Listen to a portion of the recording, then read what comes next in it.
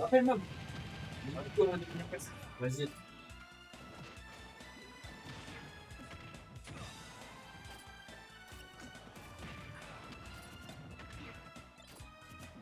On a eu un peu des salles comme ça, quelque part. Marius,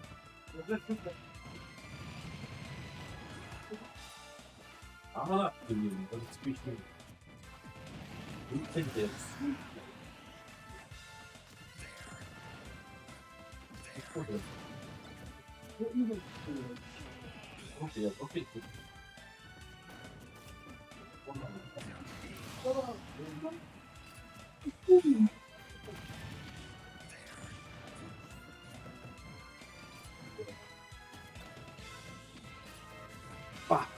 Ah, je suis fou, mec, trop vu pour ces quoi. Ah frère, même moi. Vas-y. Connexion 115 pins, Raijin, loser final, Magna Arena 93. J'espère que vous allez bien dans le chat. C'est Aubervilliers, pas du tout. Bon, on va du coup dans Qu'est-ce qui se passe dans cette game? Qu'est-ce qui se passe dans cette game? On peut voir que MotoG a l'avantage. Hein, Petit lead tout de même. Mais attention, tu peux pas lead. Tu peux pas lead. Tu peux pas lead. Pour ça, surtout quand il est de dos. Bah oui, Pirix, faudra faire attention. Il aime trop ça. Ce forwarder. Il aime trop les pivots grab comme ça. Il a trop raison. C'est trop beau. C'est simplement trop beau. C'est esthétique, c'est rapide, efficace, fait difficilement mieux. Là, on a mis le stun et forward smash qui va la venir confusion qui va récupérer cette stock derrière.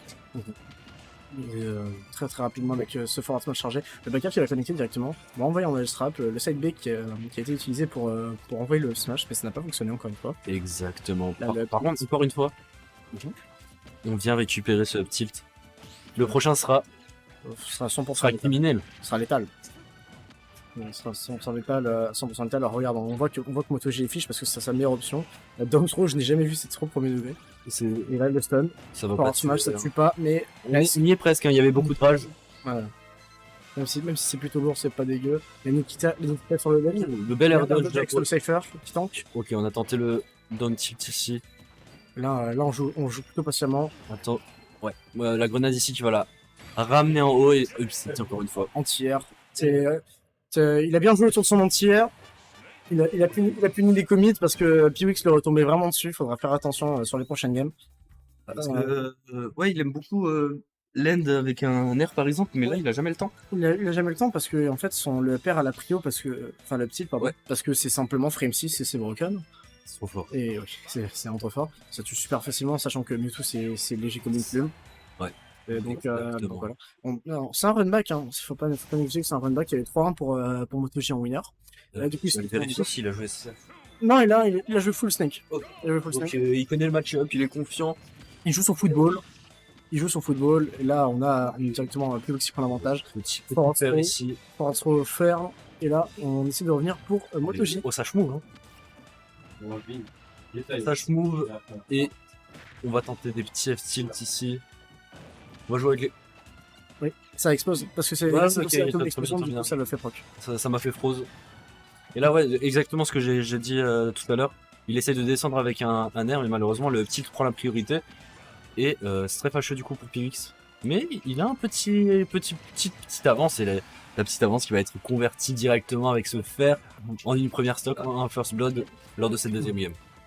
En fait, je pense que pour MotoG dans ce match-up, il faudra privilégier donc les Ricolo pour une simple raison, c'est que avec les sauts de Mewtwo, tu peux venir couvrir. Mais les C4 qui en décident autrement, qui vont venir prendre cette stock. Et là ils ont quasiment égalisé. Et dans ce neutral, on trouve quelques petites ouvertures, quelques tirs par-ci par-là. Le jab qui va pas connecter malheureusement pour P8.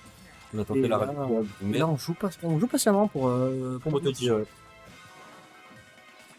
On utilise ce side B quand même qui est très efficace du côté de Mewtwo. Avec tous les projectiles que possède Snake. Regarde. Là, comme dit, tu vois. Ouais, là, il pouvait se faire punir très facilement avec un upper, par exemple. Cypher, il a essayé de le punir avec le up tilt, enfin upper, pardon, excusez-moi. Ça n'a pas forcément fonctionné. Encore une fois, le side B sur le up smash, parce que si MotoG sautait et faisait un commit sur le up smash, bah, il mourrait. Oui. Mais là, le up tilt avec un minimum de rage, Ouais. il à 100. C'est une. Sur Mewtwo, extrêmement léger. Et on l'a vu sur la caméra faire nom de la tête. Donc tu ne peux pas te prendre ça. Pas encore. Tu n'as pas le droit. Pas après tout ce que tu as fait. Mais.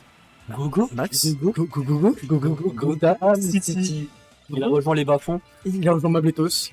d'une très belle manière, tout de même. La plus belle des manières. Il faut le préciser. Il a rejoint Mabletos d'une façon colmarienne. Il ne sait pas Oui. tech. Il n'a pas tech. Il n'a pas tech. Non, Philippe. Bon, pas tech. Philippe pas tech. Le fameux. Et là, on a Piwix du coup qui reprend quasiment la stage pressure. On est quasiment even. Hein. Quasiment even.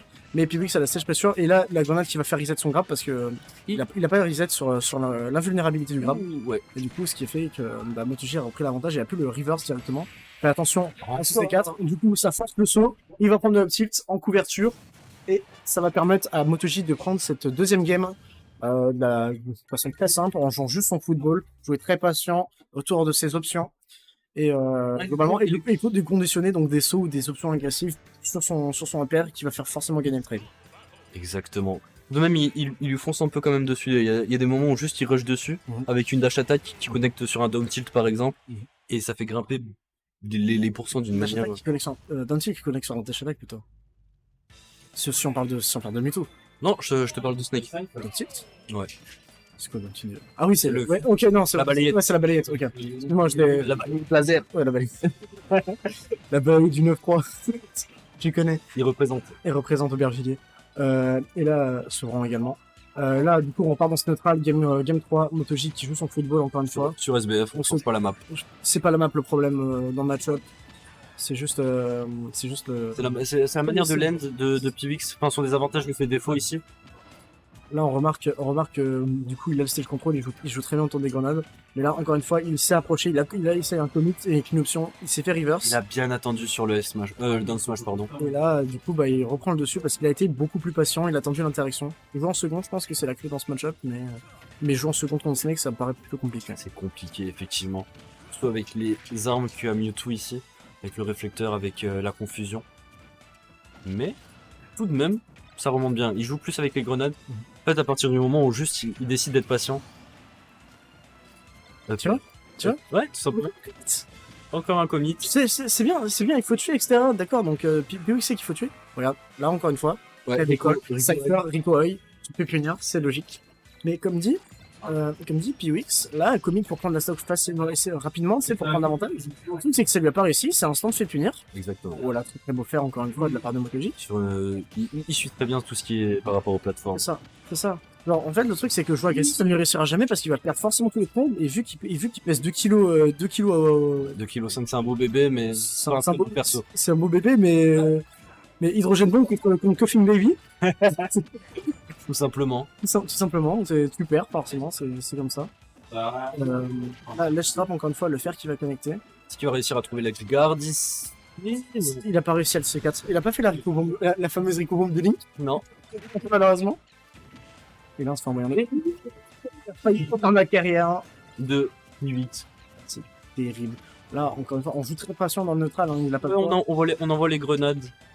On attend. En fait, dans ce match-up, c'est littéralement un match-up champ de bataille. Littéralement, c'est la guerre. Tu renvoies des grenades, tu t'envoies des projectiles. Il faut se battre avec ses armes à distance.